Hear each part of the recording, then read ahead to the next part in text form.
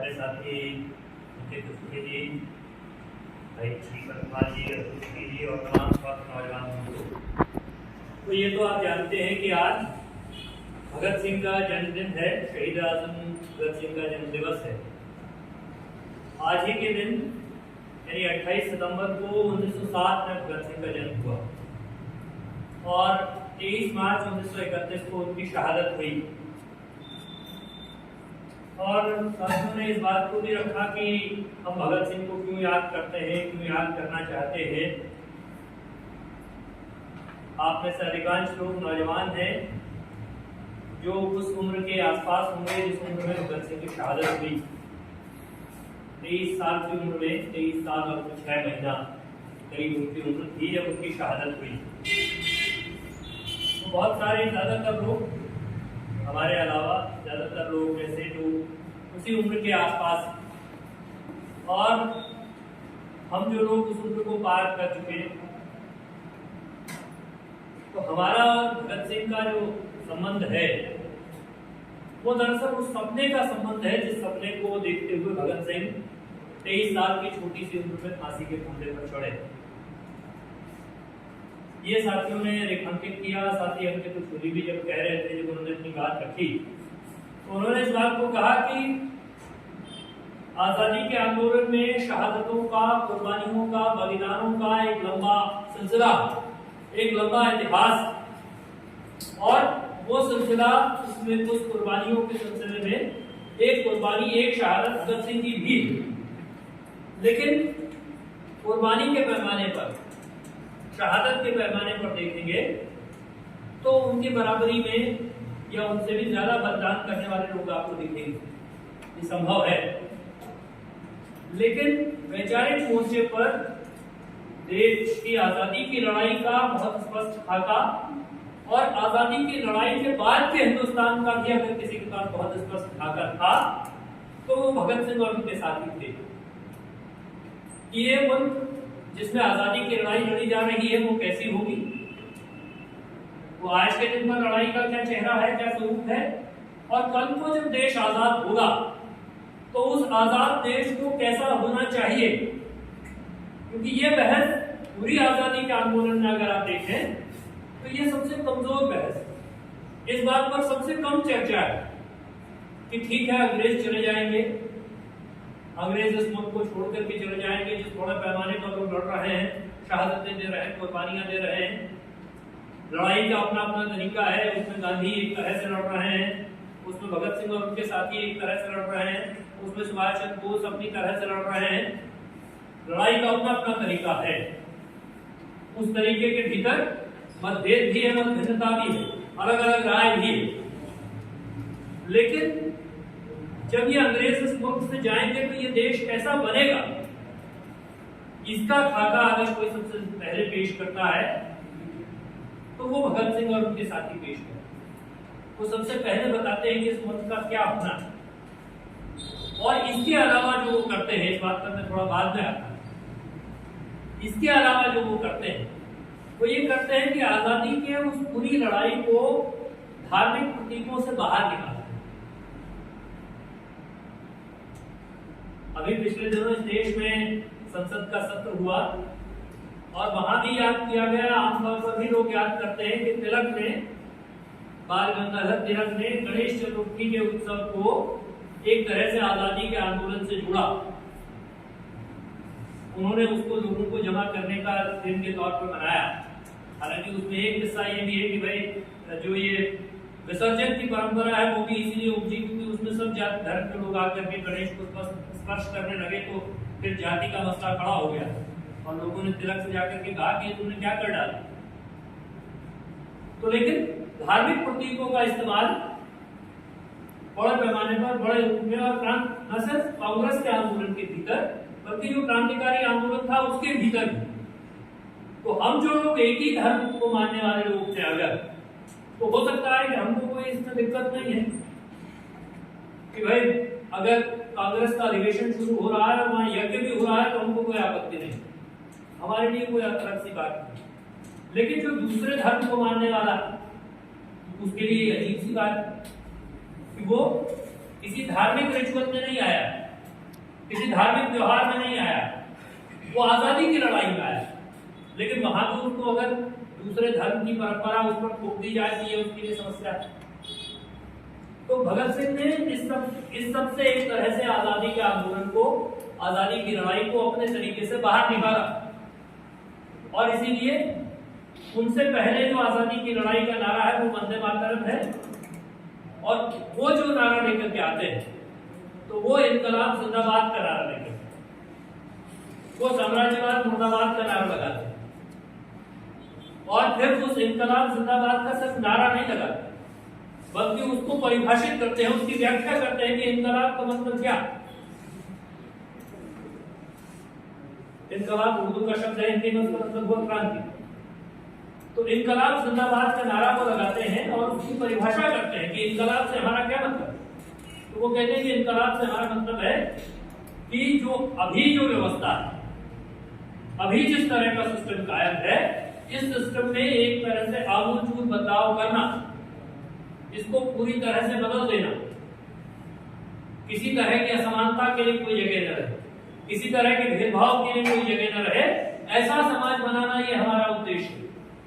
और वो सिर्फ देश के भीतर नहीं कहते, वो कहते हैं कि भाई अगर व्यक्ति और व्यक्ति का शोषण कर रहा है देश के भीतर, या फिर दुनिया के पैमाने पर एक देश दूसरे देश का शोषण कर रहा है, तो ये भी हमारे लिए उस इनकलाब के दायरे में है कि इसको बदलना, कोई व्यक्ति किसी का शोषण न कर सके।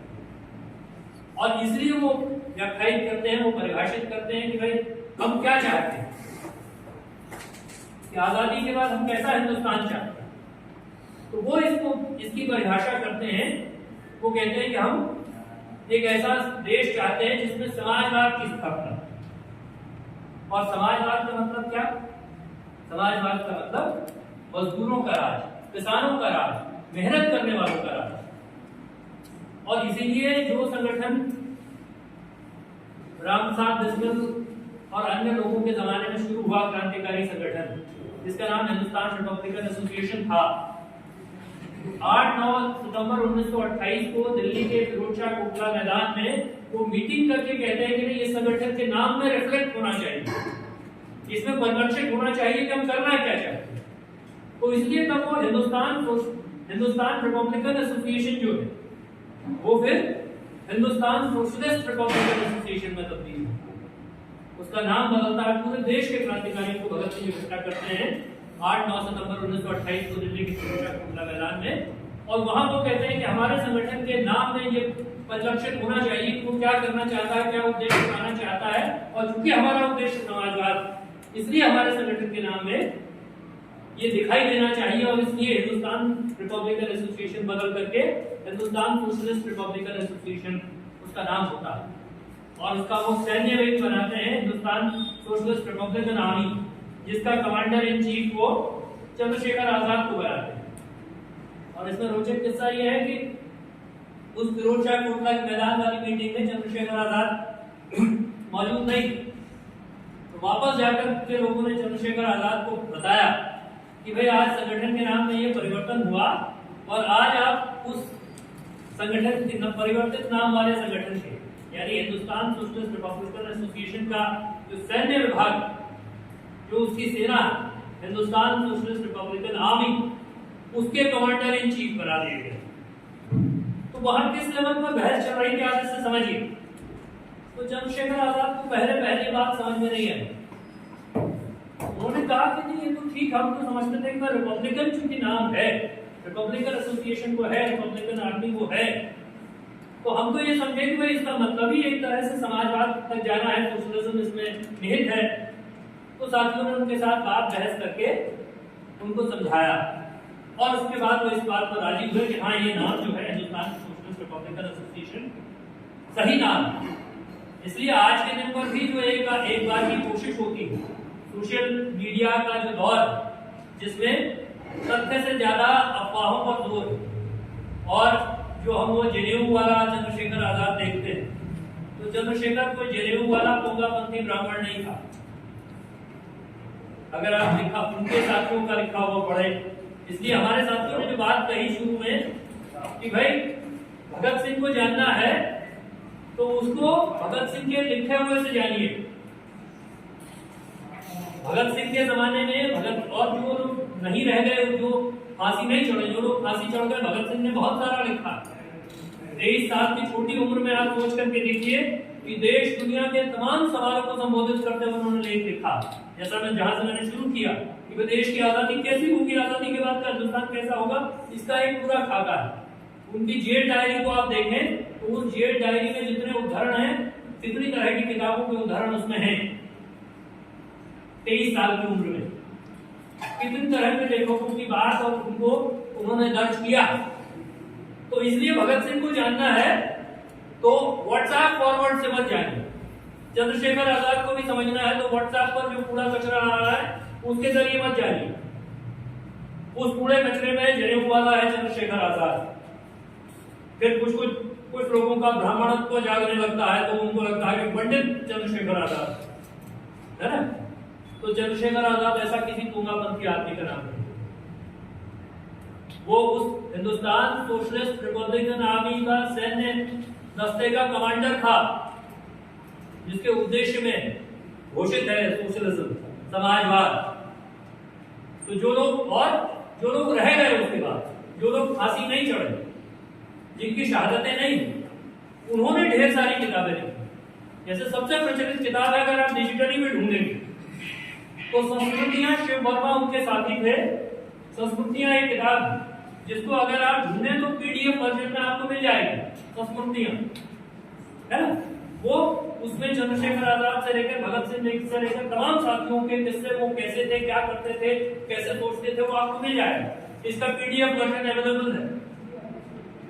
चंद्रशेखर आजाद पर और पूरी धारा पर डॉक्टर भगवान दास माहौर उनके साथी थे और भगवान दास माहौर की किताब है यश की धरोहर।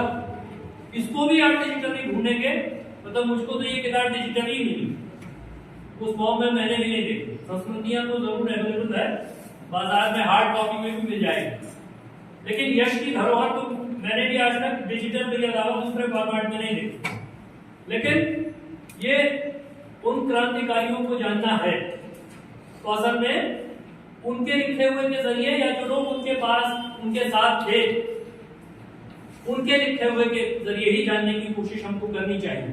उसके अलावा भी और किताबें हैं, उनके साथी थे यशपाल, उन्होंने लिखा है, उसके अलावा मदननाथ गुप्त ने लिखा है और तमाम लोगों ने लिखा। लेकिन ये दो किताबें तो बहुत नजदीक से तमाम चीजों को, क्रांतिकारी आंदोलन के पूरे इतिहास को भी एक तरह से आपके सामने रखती।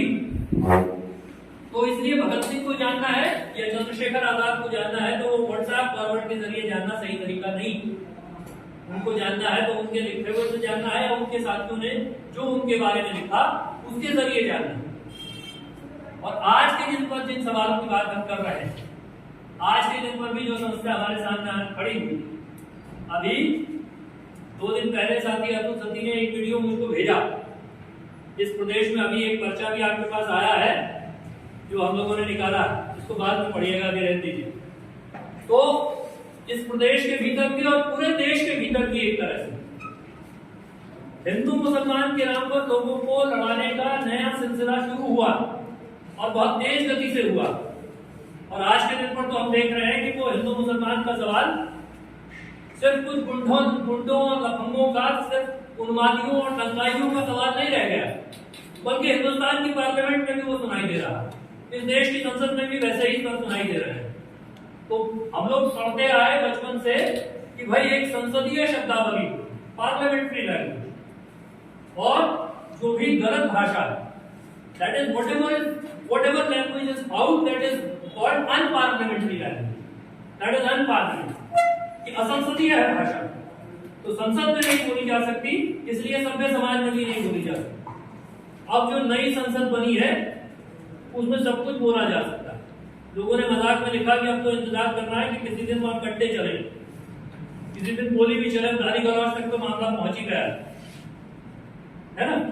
तो संसद के भीतर तक वो भाषा, वो दंगाई किस्म की भाषा, जिसको दंगाई इस्तेमाल करते थे, जिसको लफंगे इस्तेमाल करते थे, जिसको उन्मादी इस्तेमाल करते थे, वो भाषा संसद के भीतर पहुंच गई। और तब आप भगत सिंह को याद करिए, तो भगत सिंह 1928 में लेख लिख रहे हैं साप्ताहिक दंगे और उनका इलाज। यानी कि आज के दिन पर जो हिंदुस्तान की पार्लियामेंट में पहुंच गए हैं, जो इस देश की संसद में पहुंच गए हैं और इस देश की संसद में उसी दंगाई मानसिकता का प्रदर्शन कर रहे हैं। 1928 में भगत सिंह उनका इलाज तलाश रहे थे कि इनका इलाज होगा क्या। वो लेख साथियों को पढ़ना चाहिए और उसमें वो कहते हैं कि कौन है दो मुख्य कंपोनेंट। मजेदार है, देखिए कौन मुख्य दो कंपोनेंट है दंगा फैलाने में। मुख्य दो तत्व क्या, तो एक मुख्य कंपोनेंट है नेता, ये भगत सिंह ने लिखा। एक मुख्य तत्व है नेता जिसका राजनीतिक स्वार्थ है, जो उस राजनीतिक स्वार्थ के लिए लोगों का इस्तेमाल कर रहा है। और 1928 में लिखा हुआ लेख आज के 2023 में उतार करके देखिए तो ये दंगों और उन्माद का माहौल क्यों, हिंदू मुसलमान का माहौल क्यों। इसलिए क्योंकि एक राजनीतिक धारा को सत्ता में बने रहने के लिए इनके अलावा कोई रास्ता नहीं आता, वो इसके अलावा कुछ जानते ही नहीं। इसलिए उनकी सारी नफाजी पीछे छूट चुकी है। तो एक कंपोनेंट को चिन्हित करते हैं और दूसरा कंपोनेंट क्या चिन्हित करते हैं। दूसरा एलिमेंट क्या है जिससे दंगा फैलता है। दूसरा एलिमेंट वो कहते हैं अखबार। भगत सिंह ने लिखा कि अखबार जिनका काम था लोगों में वो सही सूचना पहुंचाना, वो अखबार दंगा फैलाने के कारण बने हुए हैं।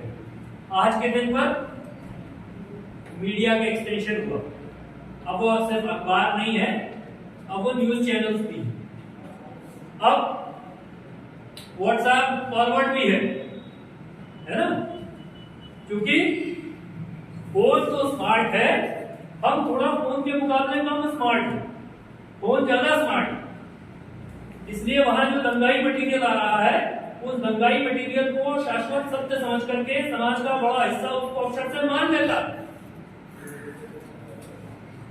फोन ज्यादा स्मार्ट हो जाएगा, टेक्नोलॉजी ज्यादा स्मार्ट हो जाएगी और आदमी कम स्मार्ट रह जाएगा, तो ऐसा ही होगा, तब वो दंगाई उन्मादी उत्पाती ही बनेगा। तो 1928 में भगत सिंह कह रहे हैं कि अखबार है जो दंगा फैलाने में योगदान करते हैं।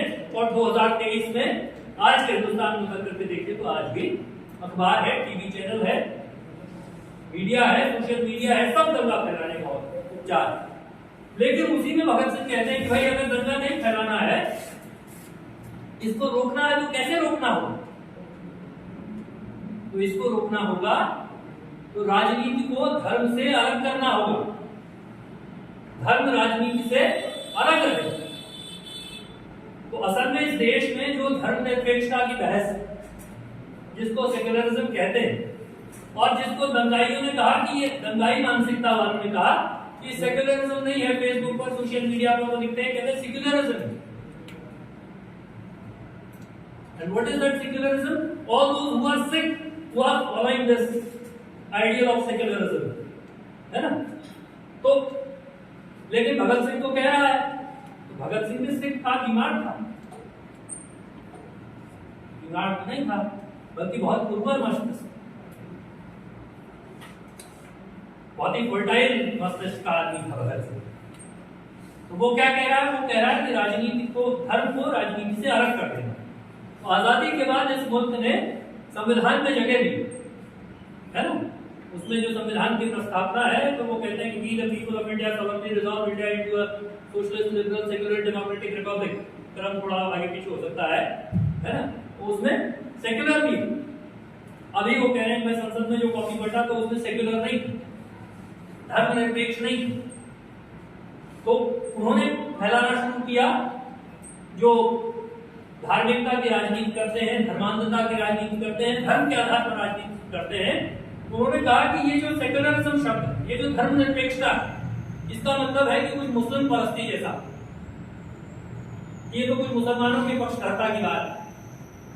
तो धर्मनिरपेक्षता का मतलब मुस्लिम परस्ती नहीं, उस शब्द में निहित है उसका शब्द क्या है, धर्मनिरपेक्ष, यानी कि धर्म से निरपेक्ष रहना, न्यूट्रल रहना, राजनीति को धर्म से न्यूट्रल रहना।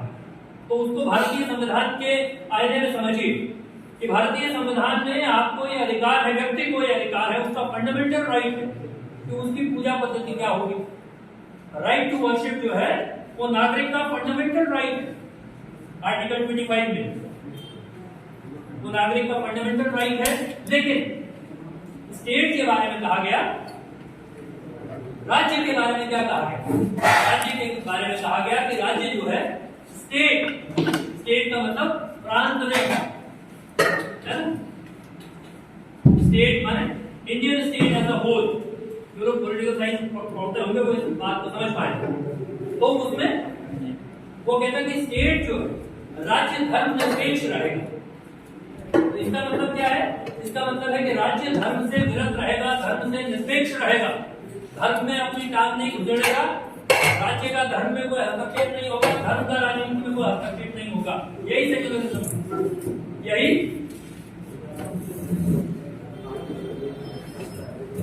तो आइए यही धर्म निरपेक्षता है। असल धर्म से राजनीति अलग रहे, राजनीति का धर्म में और धर्म का राजनीति में कोई हस्तक्षेप न रहे। लेकिन आज के दिन पर सारे पंडित पुजारियों को, सारे जो कि युवताओं को, सबको पार्लियामेंट पहुंचना है, सबको मंत्री और मुख्यमंत्री बनना है।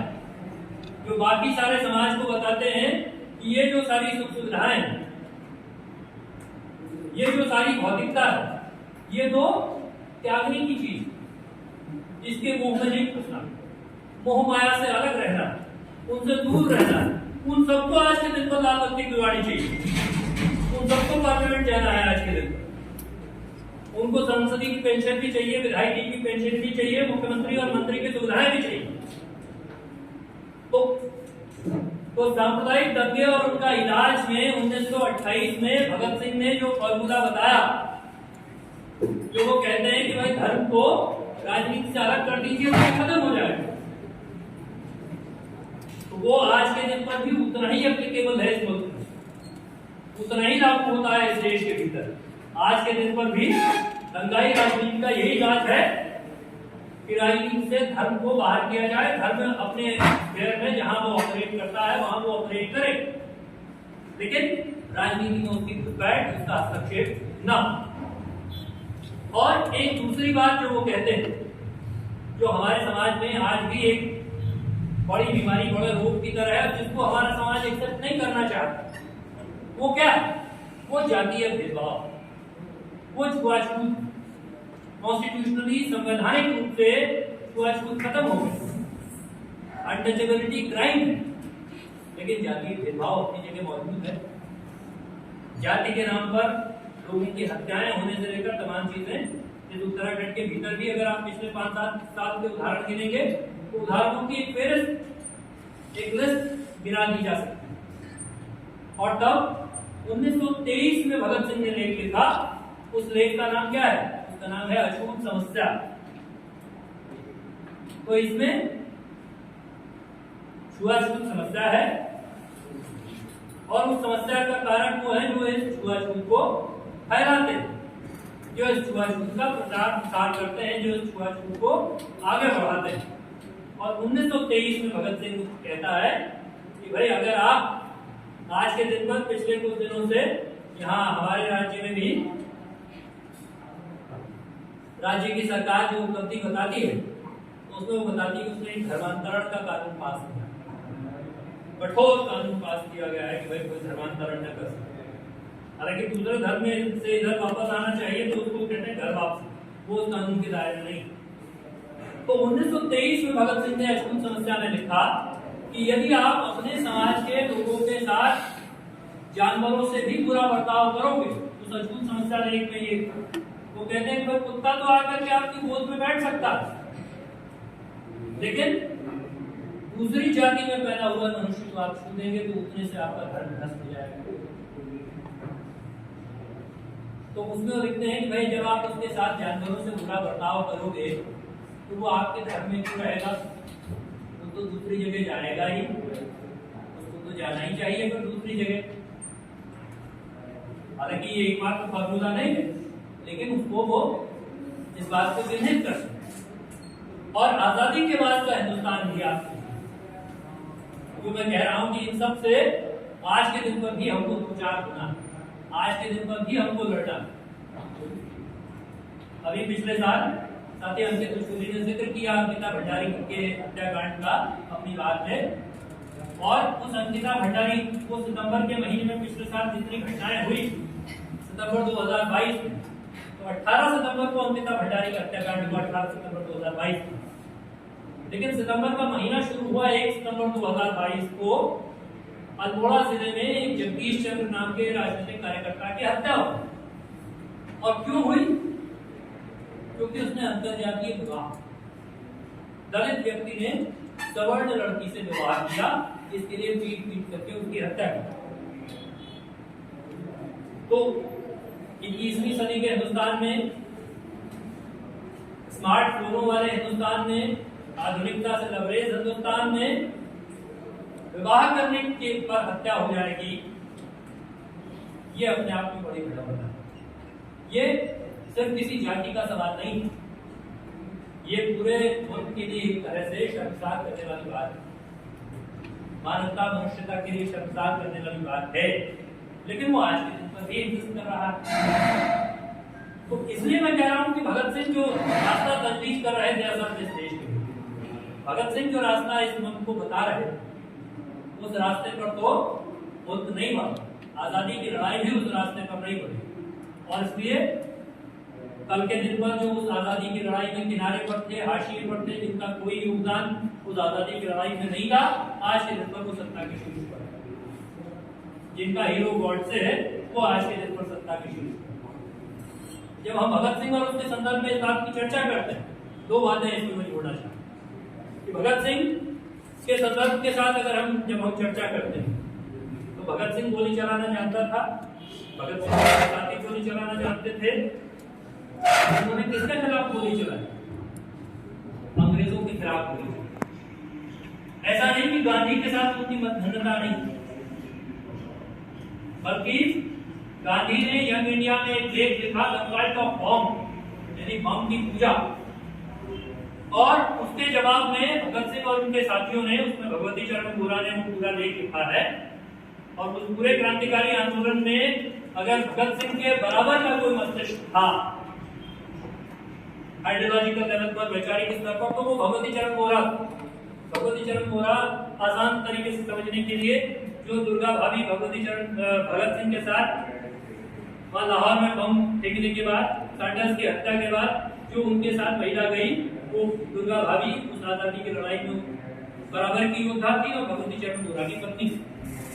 तो भगवती चरण बोरा ने फाइनल को लेख लिखा, तो गांधी जी ने बम का दर्शन नाम से लेख लिखा, बम की पूजा, कल्ट ऑफ बॉम्ब अंग्रेजी में उन्होंने उसको लिखा।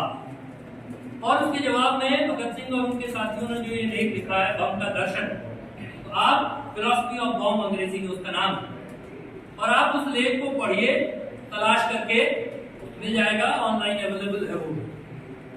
तो आप उसको तलाश करके पढ़िए, तो आप देखते हैं कि गांधी के आंदोलन की सिलसिलेवार आलोचना उस लेख में है। और उसमें यहां तक वो लिखते हैं कि अंत में अहिंसा के पुजारी के पास कोई नहीं रह जाएगा, वो अकेले छूट जाएंगे। जो कि हिंदुस्तान आजाद होते होते सच सिद्ध हुई बात, वो अकेले छूट जाएंगे। तो कठोर कटु आलोचना करने के बाद भी भगत सिंह और उनके साथी गोली चलाने के लिए जब लक्ष्य चुनते हैं, तो वो अंग्रेज चुनते हैं, गांधी को नहीं चुनते। और जिन गॉडसे का महिमा मंडन इस मुल्क में आज की तारीख में लोग कर रहे हैं, वो गॉडसे आजादी की लड़ाई में गोली चलाना तो छोड़िए, एक पत्थर भी नहीं उछालता है।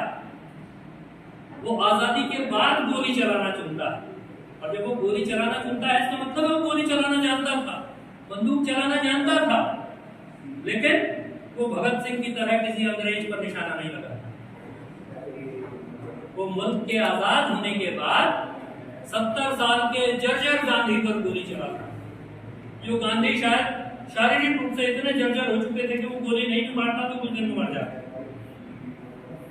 तो ये फर्क है, असल ये फर्क समझना चाहिए। गांधी से हमारी भिन्नता हो सकती है। भगत सिंह हमारा हीरो है, भगत सिंह की भी गांधी से भिन्नता थी, तो गांधी से हमारी भिन्नता हो सकती है।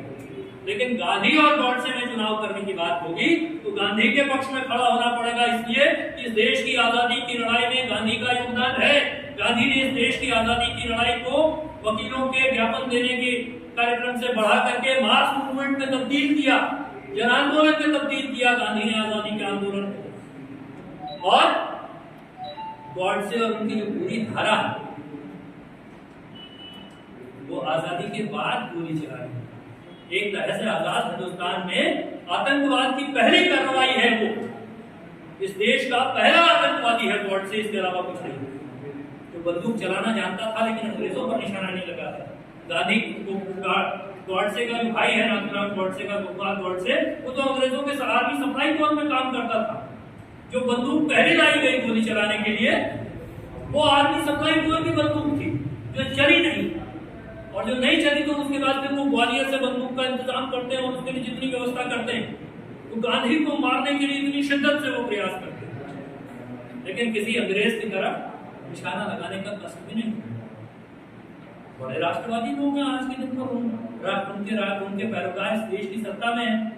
मैंने तो एक दूसरे संदर्भ में भी बहुत सारी जगह कहा कि दुनिया के तमाम मुल्कों में जाते हो तो बताते हो कि बुद्ध के देश से आए हैं, गांधी के देश से आए हैं। अभी भी पिछले दिनों G20 हुआ तो गांधी की समाधि पर ही सब गए। तो दुनिया के किसी देश में जाकर के कहो कि हम गॉडसे के देश से आए, दुनिया के किसी मुल्क में कहो कि सावरकर के देश से आए, तब देखें दुनिया आपको कितना सर पर बिठाती है। ये एक उसका। और एक दूसरी बात जो मैं आपसे कहना चाहूंगा इस सिलसिले में, आज के दिन पर जो लोग इस देश की सत्ता में है, जो धर्म की राजनीति, धार्मिक उन्माद की राजनीति करते हैं, तो उनके पास ले देकर के गिनाने को एक सावरकर ही उनका आइडियल, और एक सीमा तक सावरकर का इस देश की आजादी की लड़ाई में एक अंश तक योगदान है। लेकिन जब वो पकड़े जाते हैं और जब वो अंडमान की सेल्युलर जेल भेजे जाते हैं, तो 1911 से जब वो माफीनामा लिखने का सिलसिला शुरू करते हैं और जब तक छूटते नहीं है तब तक लिखते चले जाते हैं। और वो तो वायर में भी एक बड़ी पॉपुलर स्टोरी है, the story of two petitions करके, है या दो केसेस, उसको देखिए। तो वो 1911 से जो माफीनामा लिखते हैं, वो माफीनामा लिखने का सिलसिला शुरू हो जाता है, और जब तक अंग्रेज उनको छोड़ नहीं देते हैं उसके बाद तक वो माफीनामा लिखते रहते हैं। जब अंग्रेज छोड़ते हैं तब माफीनामा लिखने का सिलसिला बंद होता है, और उसके बाद वो जेल से निकल करके क्या बनाते हैं, तो वो कोई आजादी का संगठन नहीं बना, अंग्रेजों से लड़ने का संगठन नहीं बना, तो हिंदू महासभा जेल से निकल। तो इस देश में 1857 की लड़ाई से अंग्रेजों ने जो सबक सीखा, 1857 में अंग्रेजों के खिलाफ एक लड़ाई हुई, वो लड़ाई पराजित हुई, उसके कारण उस लड़ाई में निहित थे। अंग्रेजों के स्तर पर, जिस स्तर पर अंग्रेज थे, उसका मुकाबला करने लायक ताकत, क्षमता, विचार उसके पास नहीं था। लेकिन अंग्रेजों के खिलाफ जो लड़ाई 1857 में हुई, पहली लड़ाई, तो उस लड़ाई से अंग्रेजों ने जो पहला सबक सीखा, वो पहला सबक ये था कि यदि इस मुल्क में रहना है तो हिंदू और मुसलमान को एक साथ नहीं रहने देना। और इसलिए जो पॉलिसी उन्होंने वहां से निकाली, जो नीति उन्होंने वहां से सृजित की, उस नीति को अंग्रेजी में कहते हैं डिवाइड एंड रूल, उस नीति को हिंदी में कहते हैं फूट डालो और राज करो। अंग्रेजों ने फॉर्मूला लिखा, उनको समझ में आया कि इस देश में यदि राज करना है तो हिंदू और मुसलमान को एक साथ नहीं रहने देना, उनमें फूट डाले रहना है, और उस फूट के आधार पर ही 200 साल इस मुल्क में राज कर पाए, उसका एक बड़ा कारण। तो स्वतंत्रता सेनानी सावरकर माफीनामा देकर के जब जेल से निकलते हैं तो वो हिंदू महासभा बना, और सावरकर इस मुल्क में पहला आदमी है जो द्विराष्ट्रवाद का सिद्धांत पेश करता है, जो कहता है कि भाई हिंदू और मुसलमान दो अलग अलग राष्ट्रीयताएं हैं और ये एक साथ नहीं रह सकते। सावरकर वो पहले आदमी जो ये फॉर्मूला लेकर के आते हैं, जो ये लिखते हैं, और अंततः तो आखिरी तक आते आते सावरकर गांधी की हत्या में भी गिरफ्तार होने वाले लोगों में, वो एक अलग मसला है, अलग किस्सा है कि कैसे सावरकर उन लोगों को भी डिश करते हैं, उनको भी पहचानने से इनकार कर देते हैं। कटघरे में बैठा हुआ सावरकर अपने उन बाकी आरोपियों की तरफ देखता भी नहीं है, जाहिर करता है कि ना भाई इनसे मेरी कोई पहचान नहीं। लेकिन भगत सिंह के संदर्भ में जो बात मैं कह रहा हूं कि भगत एक तरफ सावरकर हैं जो माफीनामा देकर के जेल से छूटते हैं, और दूसरी तरफ भगत सिंह और उनके साथी जब फांसी की सजा का ऐलान हो गया तो फरवरी 1931 में भगत सिंह और उनके साथियों ने पंजाब के गवर्नर को चिट्ठी लिखी और उन्होंने कहा कि भाई हमको फांसी की सजा हुई है लेकिन हम ये चाहते हैं कि हमको फांसी नहीं दी,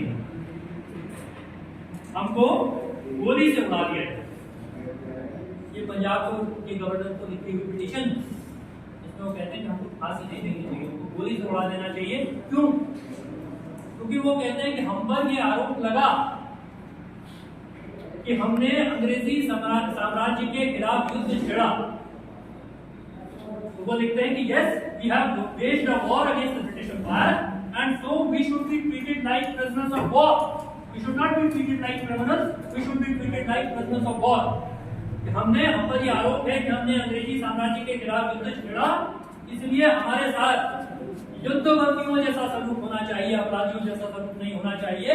इसलिए आपसे हम ये मांग करते हैं, पंजाब के गवर्नर को लिखते हुए कहते हैं, हम आपसे मांग करते हैं कि आप पुलिस के एक्सपर्ट को आज्ञा दीजिए जो हम आए और हमको गोली से उड़ा दे, जो प्रिजनर ऑफ वॉर के साथ सलूक किया जाता है।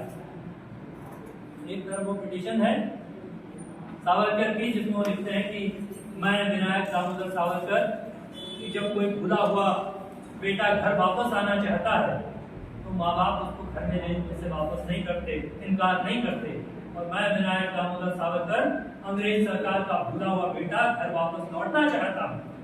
एक तरफ तो सावरकर और एक तरफ 23 साल के नौजवान हैं जो कहते हैं कि हमको फांसी के फंदे पर मत लटकाओ, हमको गोली से उड़ा।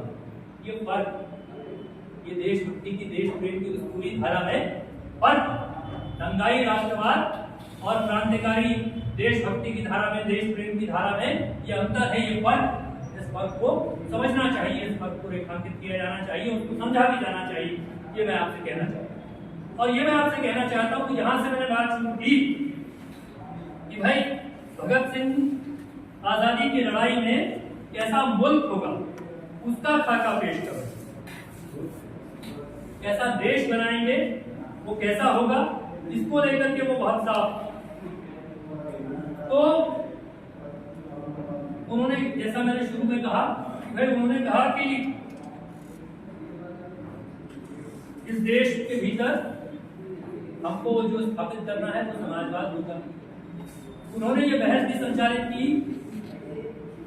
सबसे लोकप्रिय मुहावरा जो आज के दिन पर भी गाए बगाए लोग इस्तेमाल करते हैं कि गोरे अंग्रेज चले गए, काले अंग्रेज छूट गए, है ना। तो लोग देश की व्यवस्था से खिन्न हो जाते हैं तो लोग कहते हैं गोरे अंग्रेज तो चले गए, उनकी जगह काले अंग्रेज रह गए। तो यहाँ तो असल में ये जो मुहावरा, ये मुहावरा भगत सिंह का दिया हुआ मुहावरा।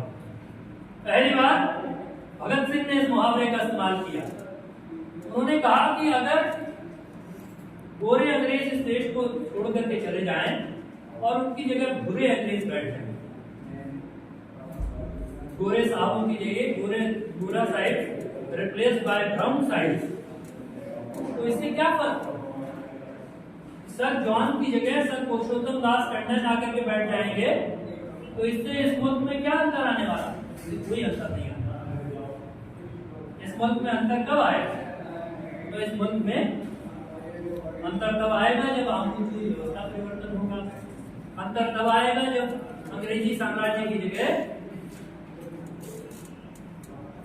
समाजवाद की स्थापना होगी, फर्क तब पड़ेगा।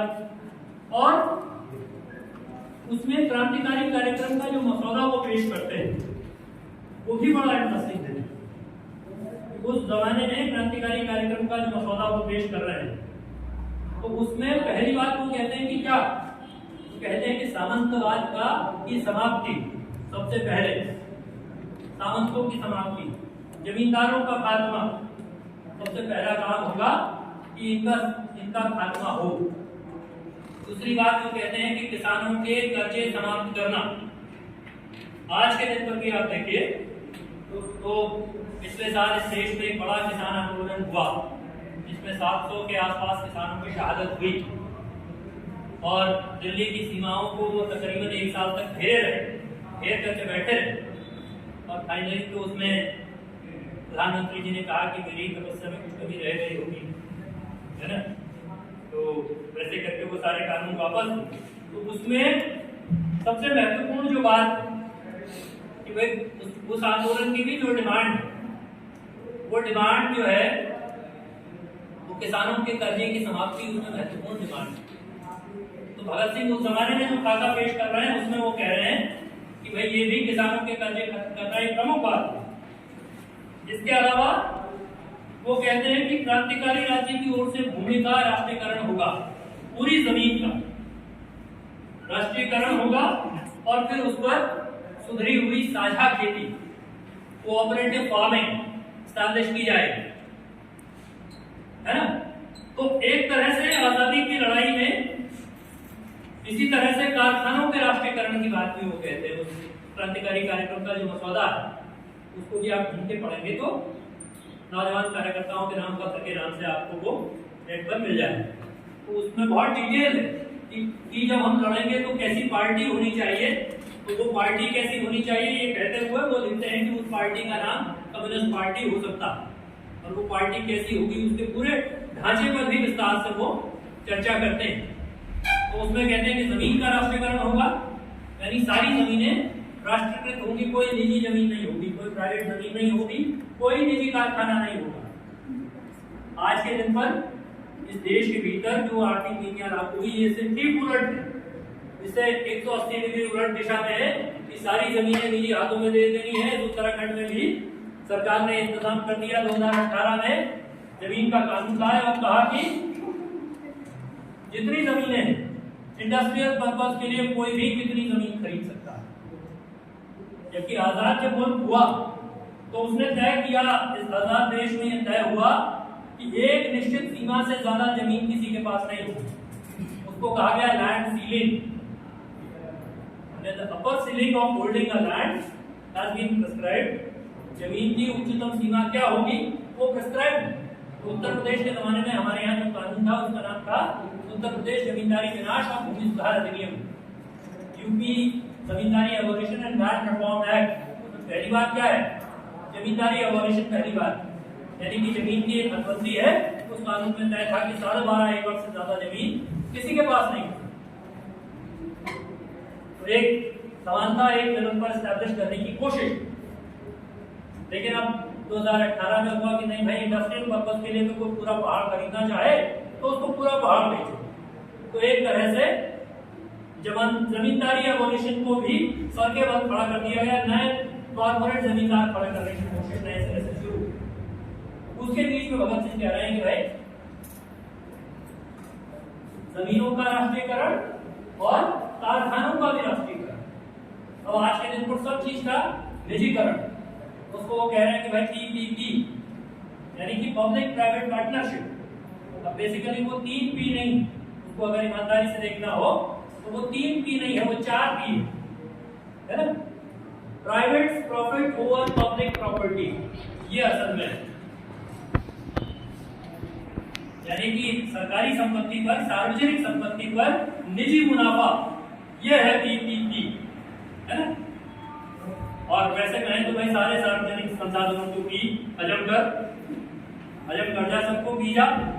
वो जमीन हो, वो खेत हो, वो कारखाना हो, वो पानी हो, सब जल हो, जंगल हो, जमीन हो, सब उधर कर्जा निकल जाए। तो असल में ये जो बात है कि भगत सिंह कैसा हिंदुस्तान बनाने का सपना देख रहे थे और कैसा देश बना, तो हम सारे लोग जो नौजवान लोग थे, जिनमें से ज्यादातर लोग भगत सिंह की उम्र के आसपास हैं, उनको जरूर पढ़ना लिखना चाहिए। भगत सिंह का लिखा हुआ भी पढ़ना चाहिए, बाकियों का लिखा हुआ भी खोज करके पढ़ना चाहिए, तलाश करके पढ़ना चाहिए। और जब भी व्हाट्सएप पर कुछ फॉरवर्ड आए दंगाई उन्मादी किस्म का खास तौर पर, तो उसको जरूर चेक करके पढ़िए, उसको क्रॉस चेक जरूर करिए, उसका फैक्ट चेक जरूर करिए।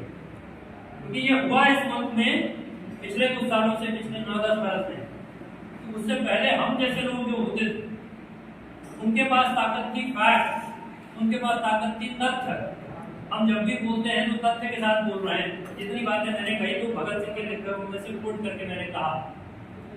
तो उधर वालों ने सोचा कि यही मोर्चा है जिस पर हम कमजोर रह जा रहे हैं, इसलिए उन्होंने एक उद्योग शुरू किया, एक कारखाना शुरू किया। वो उद्योग था फैक्ट निर्माण का कारखाना, यानी तथ्य गढ़ने का कारखाना उन्होंने शुरू किया। अब वो तथ्य से सत्य की खोज नहीं करते, बल्कि वो तथ्य गढ़ते हैं, तथ्य पैदा करते हैं, नया नया झूठ गढ़ते हैं। वो झूठ किसी भी समय में, आज के समय का भी हो सकता है और वो झूठ नेहरू के समय का भी हो सकता है। नेहरू के पास भी बेचारे के पास सबसे ज्यादा जिम्मेदार इस मुल्क में अगर किसी चीज कोई आदमी है तो वो नेहरू है, सब चीज के लिए जिम्मेदार है ना। तो वो नेहरू के दादा से झूठ शुरू हो सकता है। वो शुरू होता है व्हाट्सएप में कि नेहरू के दादा का नाम गयासुद्दीन गाजी था, वहां से वो झूठ शुरू होता है। तो नेहरू के दादा का नाम गयासुद्दीन गाजी नहीं है ना, नेहरू के दादा का नाम गंगाधर कौर नेहरू। और ये तथ्य अगर आपको जानना हो, ये इंटरेस्टिंग, ये तथ्य अगर आपको जानना हो तो जिनके यहाँ से तथ्य निर्माण की जो फैक्ट्री जिन्होंने लगाई है भारतीय जनता पार्टी वाले, आश्चर्यजनक रूप से उनकी पार्टी की जो वेबसाइट है, उस वेबसाइट पर एक ई लाइब्रेरी है। हिंदुस्तान में किसी पॉलिटिकल पार्टी की वेबसाइट पर और ई लाइब्रेरी नहीं है ना। तो उस ई लाइब्रेरी में जिस नेहरू को वो रोज गाली देते हैं, पिछले 10 साल से लगातार दे रहे हैं, उस नेहरू की 10-12 किताबें हैं वहां। मैंने भी वहीं से डाउनलोड की है ना। और उसमें उन 10-12 किताबों में से एक जीके नेहरू की किताब है, द नेहरू। और उसमें 10वें-12वें पन्ने पर जाइए तो नेहरू के, जवाहरलाल नेहरू के दादा के नाम आपको मिल जाएगा। वो असली बात है, भाजपा की वेबसाइट पर है ना। तो ये फैक्ट निर्माण का जो कारखाना उन्होंने शुरू किया, और इस तरह से लोग अफवाह में फंसते हैं। इसलिए हम सबका ये काम है कि भगत सिंह को ऐसे व्यक्ति नहीं था, अगर हम भगत सिंह को याद कर रहे हैं, जो कुछ पहले से चला आ रहा है, जो कुछ सुनाई दे रहा है उसको मान लें। बल्कि भगत सिंह का एक लेख है, मैं नास्तिक क्यों, अंग्रेजी में उन्होंने लिखा why I am N atheist, मैं नास्तिक क्यों। और वो लेख आप पढ़िए तो बड़ा अद्भुत किस्म का है, जितनी बार पढ़िए, 20-25 पन्ने शायद है, और जितनी बार पढ़िए तो आपको लगता है कुछ नया दिमाग की खिड़की फिर से खुली, बहुत बार पढ़ने के बाद भी। और उसमें वो लिखते हैं, मैं बाकी कंटेंट पर नहीं जा रहा हूँ, लेकिन उसमें वो लिखते हैं, वो कहते हैं कि किसी बात को सिर्फ इस बात की वजह से मत मानो कि वो पहले से ऐसी ही चली आ रही है, पहले से ही ऐसी मानी जाती रही, बल्कि उसको किसी बात को सिर्फ इसलिए नहीं मानना है जो पहले से ऐसी मानी जाती रही है, बल्कि उसको तर्क की कसौटी पर कसो, और अगर वो तर्क की कसौटी पर खरी नहीं उतरती तो उसको छिन्न भिन्न होकर के, टूट करके बिखर जाने दो। इस बात से डरो मत कि पूरी पुरानी परंपरा टूट जाएगी, बिखर जाएगी, तर्क की कसौटी पर खरी नहीं उतरती। तो भगत सिंह तो हमको ये रास्ता दिखाता, भगत सिंह तो कहता है कि तर्क की कसौटी पर कसो, सत्य की कसौटी पर उसको कसो, राष्ट्रपति चेक करो, सिर्फ व्हाट्सएप फॉरवर्ड के चक्कर में मत पड़ो। तो इसलिए हम सारे लोगों का भगत सिंह को याद करने का मतलब भगत सिंह की फोटो पर धूप बत्ती जलाना नहीं। भगत सिंह तो नास्तिक था, तो उसकी फोटो पर धूप बत्ती जलाना भगत सिंह को याद करना नहीं, बल्कि भगत सिंह के विचारों को समझना, ये भगत सिंह को याद करना। भगत सिंह कैसा देश चाहता था इसको समझना, ये भगत सिंह को याद करना। और भगत सिंह के सपनों का हिंदुस्तान बनाने की कोशिश में हम क्या योगदान कर सकते हैं, हम अपने आप को कितना लगा सकते हैं एक बेहतर नागरिक बनने में, और एक बेहतर समाज बनाने की दिशा में हम कितना अपने आप को लगा सकते हैं, कितना अपने आप प्रयास कर सकते हैं, ये समझना और इस दिशा में लगना, ये भगत सिंह को याद करना। यही असल में भगत सिंह को सच्चे मायनों में याद करना है। भगत सिंह की मूर्ति पर फोटो डाल देना तो भगत सिंह को याद करना नहीं। इस मुल्क में ये हुआ, इस मुल्क में लोग कहते हैं कि वो बड़ा प्रचलित शेर है कि शहीदों की चिताओं पर लगेंगे हर बरस मेले, वतन पर मरने वालों का यही बाकी निशान होगा। तो शहीदों की चिता पर मेला तो लग गया, मेला ठेला तमाशा सब हो गया, लेकिन विचार गायब हो गया शहीद का। मेला ठेला तमाशा न लगे कोई बात नहीं, लेकिन विचार गायब नहीं होना चाहिए, विचार जिंदा रहना चाहिए। भगत सिंह के विचार को पकड़ करके आगे हमको बढ़ना चाहिए। इस देश को एक खुशहाल देश बनाने का रास्ता, इस देश को एक ऐसा देश जिसमें किसी तरह की गैर बराबरी, किसी तरह की असमानता के लिए कोई जगह नहीं होगी, ऐसा देश बनाने का रास्ता दिखाने वाले नायकों में से सबसे ऊपर है भगत सिंह। तो हम भगत सिंह को इस रूप में याद करेंगे, इस रूप में समझेंगे, इस रूप में पढ़ेंगे। और निश्चित ही मैंने 3-4 किताबों के नाम भी लिए, 3-4 लेखों के नाम भी लिए, और ढूंढेंगे तो आपको मिल जाएगा। आप वेरीफाई कर पाएंगे। भगत सिंह के ही तरीके से समझिए कि जो कुछ मैं कह रहा हूँ उसको अंतिम सत्य के रूप में मत मानिए, बल्कि उसको वेरीफाई कीजिए। वो जो लिखा हुआ, जो संस्कृतियों में शिव वर्मा ने लिखा है, जो यश की धरोहर में डॉक्टर भगवान दास बहार लिखते हैं, या जो बाकी भगत सिंह के तमाम लेखों में लिखते हैं, उसको वेरीफाई करिए। तो इस रास्ते पर चल करके हम निश्चित ही नौजवान लोग भगत सिंह के विचार को आगे बढ़ाएंगे, भगत सिंह के रास्ते पर चलने का संकल्प लेंगे, भगत सिंह के और उनके साथियों के सपनों का हिंदुस्तान बनाने की दिशा में हम बढ़ेंगे। इस मुल्क में जो दंगाई उन्मादी उन्मादी राज चल रहा है, उस दंगाई उन्मादी उन्मादी राज से भगत सिंह के सपनों का हिंदुस्तान बनाने की दिशा में हम बढ़ेंगे। इस उम्मीद के साथ आपने मुझे यहाँ बुलाया, मुझे अपनी बात कहने का मौका दिया और आपने इतनी देर तक मेरी बात सुनी, इसके लिए आप सभी का धन्यवाद। इनकलाब जिंदाबाद।